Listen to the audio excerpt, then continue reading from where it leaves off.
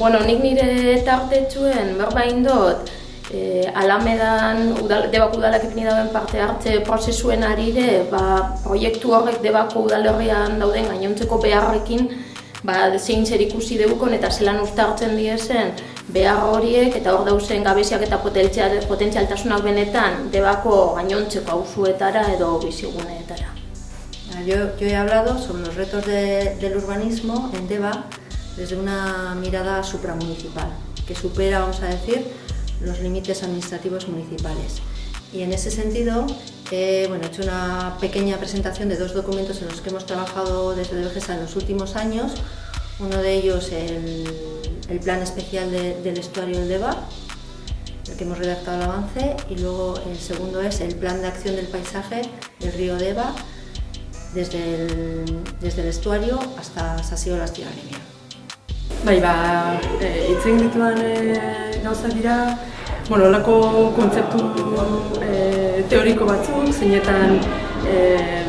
lagungarriak izan dakiguten, Zumardiaren lurralde irakurketa bat egiteko, eta eskala horretatik,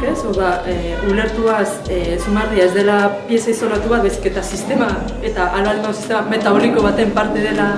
ulertzeko zenbait ideia teoriko, eta hori ulertuta, ulermen batet eta zari gara baita diagnostiko batetaz, gero guzti hori artikulatzeko plan bat behar dela. Eta hori egiteko hirigintzak eskaintzen duen tresna hiria antolatzeko plan orokorra dela, eta horren baitan, nola ulertzen dudanik izan behar duela gaur eguneko plan orokor bat edo hirigintza feminismoaren pentsamendutik zer nolako ekarpenak egin daitezken bestelako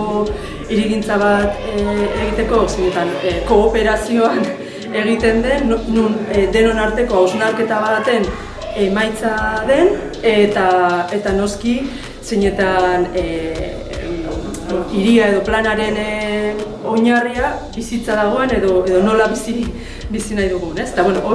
gauza horiei horrelako kontestu teoriko bat eman.